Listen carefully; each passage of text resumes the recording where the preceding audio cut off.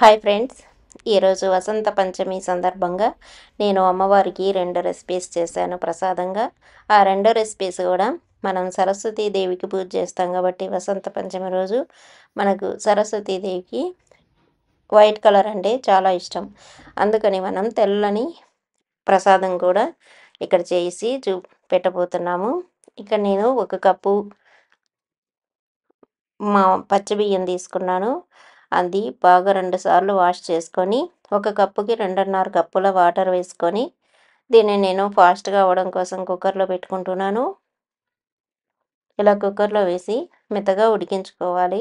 అది మీ కుక్కర్ని బట్టి విజిల్స్ పెట్టుకోండి. ఇప్పుడు ఇంకొక బౌల్లో 1 కప్పు సబ్బియ్యం వేసి ఒకసారి వాష్ చేసుకొని ఈ సబ్బియ్యం కూడా నానబెట్టుకోవాలి. ఒక అరగంట సేపు నానబెట్టుకుంటే సరిపోతుంది. ఆ లోపల మనకు కుక్కర్ కూడా వచ్చేస్తుంది. 1.5 కప్పు వరకు వాటర్ వేసుకొని ఈ సబ్బియ్యం నానబెట్టుకోవాలి. నేను ఈ లోపల అమ్మవారికి చాంటింగ్ చేసి వస్తాను. ఈ కుక్కర్ అవ్వడం కోసం టైం పడుతుంది కాబట్టి ఇక్కడ మనకు ఈ సరస్వతీదేవి నమః అని చాంటింగ్ చేసుకోవడం వల్ల 108 సార్లు చేసినట్లయితే మనం ఏదైనా పని అనుకున్నప్పుడు ఆ పని ఖచ్చితంగా అవుతుంది.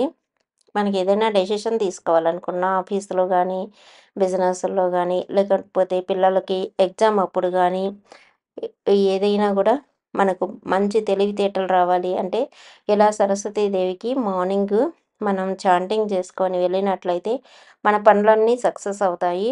అలాగే మన డెసిషన్స్ కూడా పర్ఫెక్ట్గా తీసుకుంటాము. ఇలాగే మీరు చేసుకోండి. వీలైతే మీరు 8 సార్లు కూడా చేసుకోవచ్చు. ఇప్పుడు ఈ సబ్బియ్యం కొంచెం మెత్తబడింది. ఈ లోపల కుక్కర్ కూడా అయింది.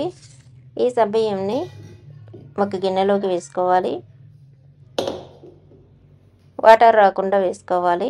మనం వైట్గా ఉండే ప్రసాదం చేయాలి కాబట్టి వాటర్ వేసుకోకుండా ఇందులో పాలు వేసుకొని ఉడికించుకోవాలి.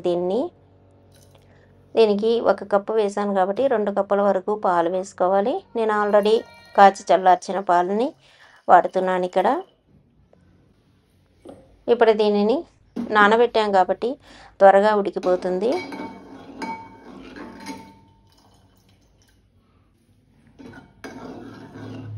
ఒక 10 నిమిషాల్లో ఈ సబ్బియ్యం అనేది మెత్తగా అయిపోతుంది. మనకు ఇలా వైట్ కలర్లో ఉండే సబ్బియ్యం ట్రాన్స్పరెంట్ కలర్లోకి మారిపోయే వరకు మనం ఈ సబ్బియ్యంని ఉడికించుకోవాలి. పాలు సరిపోనట్లయితే ఇంకొంచెం యాడ్ చేసుకోవచ్చు ఉడికేటప్పుడు. ఇప్పుడు రైస్ కూడా అయిపోయింది, మెత్తగా ఉడికింది. దీనిని కొంచెం గరిటెతోటి మ్యాష్ చేసుకోవాలి. ఇక్కడ నేను పెరుగన్నం కోసం ఈ రైస్ని ఉడికించుకున్నాను. ఈ పెరుగన్నం మనం మామూలుగా చేసే పెరుగన్నం లాగా కాకుండా ఈ అమ్మవారికి లక్ష్మీదేవికి కానీ సరస్వతీదేవి కానీ చాలా సున్నితంగా ఉంటారు. దుర్గాదేవి అయితే మనం అల్లం, పచ్చిమిర్చి ఇలాంటివన్నీ వేస్తాము. కానీ లక్ష్మీదేవికి పెట్టేటప్పుడు, సరస్వతీదేవి పెట్టేటప్పుడు మనం అలాంటి ఘాటైన పదార్థాలు, మిరియాలు ఇలాంటివి ఏవి వాడము ప్రసాదాల్లో. ఇప్పుడు 1 గరిటెడు అన్నం ఉంచుకొని మిగతాదంతా ఒక బౌల్లో వేసుకొని చల్లార్చుకోవాలి. ఇప్పుడు మనకు సబ్బియ్యం కూడా ఉడికిపోవచ్చింది. మనం చూడొచ్చు ట్రాన్స్పరెంట్ కలర్ అంటే వాటర్ కలర్లోకి ఈ సబ్బియ్యం అనేది మారిపోతుంది. నొక్కి చూసినట్లయితే మెత్తబడుతుంది. ఇప్పుడు ఇందులో మనం మిగిల్చి పెట్టుకున్నటువంటి 1 గరిటెడు అన్నాన్ని ఇందులో వేసి ఇంకొక 4-5 నిమిషాలు ఉడికించుకోవాలి. మనకు ఇది పొంగలిలాగా కాకుండా పాయసంలాగాను కాకుండా లిక్విడ్గా ఉండదు, అలాగే పొంగల్లాగా హార్డ్గాను ఉండదు, మీడియంగా ఉంటుంది. ఇది అంటే క్రీమీ స్ట్రక్చర్లో ఉంటుంది. అలా వచ్చినప్పుడు ఒక 4-5 నిమిషాలు ఉడికించుకున్నట్లయితే సబ్బియ్యం, రైస్ 2 కంబైన్డ్ అయిపోతాయి. తర్వాత తీసి పక్కన పెట్టుకొని ఒక బాణలో పెట్టుకొని కొంచెం నెయ్యి వేసుకొని అందులో జీడిపప్పు, బాదం, మీకు నచ్చినటువంటి డ్రై నట్స్ వేసుకోవచ్చు. ఇవి వేగిన తర్వాత కొంచెం ఎండు ద్రాక్ష కూడా వేసుకొని వేయించుకోవాలి. ఇవన్నీ వేగిన తర్వాత దీనిని మనం సబ్బియ్యం, రైస్ ఉడికించుకున్న దానిలో కలిపేసుకోవాలి. ఇప్పుడు ఒక 4-5 నిమిషాలు టైం పట్టి ఉంటుంది కాబట్టి కొంచెం పాలు అనేది చల్లారిపోయి ఉంటుంది. ఇందులోనే యాలకుల పొడి వేసి 1 కప్పు మనం ఏ కప్పుతో అయితే సబ్బియ్యం తీసుకున్నామో అదే కప్పుతోటి చక్కెర కూడా వేసేసుకోవాలి. ఇది వేసుకున్న తర్వాత బాగా కలుపుకోవాలి. ఇది మనకు రెడీ అయిపోయింది ఇప్పుడు స్వీట్ అనేది. ఇప్పుడు అదే బాణల్లో కొంచెం నెయ్యి వేసుకొని కొంచెం ఆవాలు, జీలకర్ర, ఒకే ఒకటి ఎండుమిర్చి తుంచుకొని వేసుకోవాలి. ఇందులో కరివేపాకు కానీ అల్లం, పచ్చిమిర్చి ఏమీ వేయట్లేదు. మనం ఉడికించుకున్న రైస్లో తగినంత సాల్ట్ వేసుకొని ఎంత అయితే పడుతుందో అంత పెరుగు వేసుకోవాలి. ఇందులో నేను ఈరోజు పాలు వేయట్లేదు. నేను ఇంతకుముందు చాలాసార్లు పెరుగన్నం చేస్తున్నాను. అవి డిఫరెంట్గా ఉంటాయి, కొత్తిమీర, కరివేపాకు అన్నీ వేసుకొని.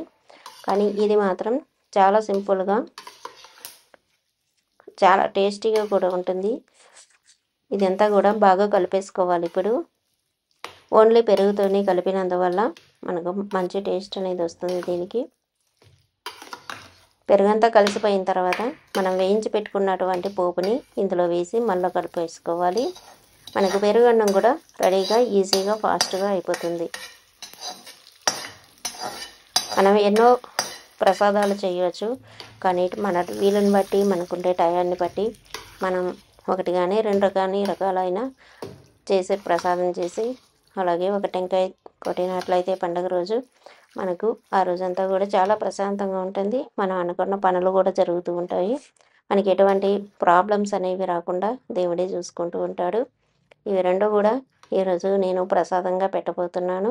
మనకు దసరాల్లో వచ్చే మూలా నక్షత్రం రోజు సరస్వతి పూజ చేసుకుంటాము. అలాగే మాఘమాసంలో వచ్చేటటువంటి పంచమి, శుద్ధ పంచమి రోజు వసంత పంచమని సరస్వతీదేవికి పూజ చేస్తాము.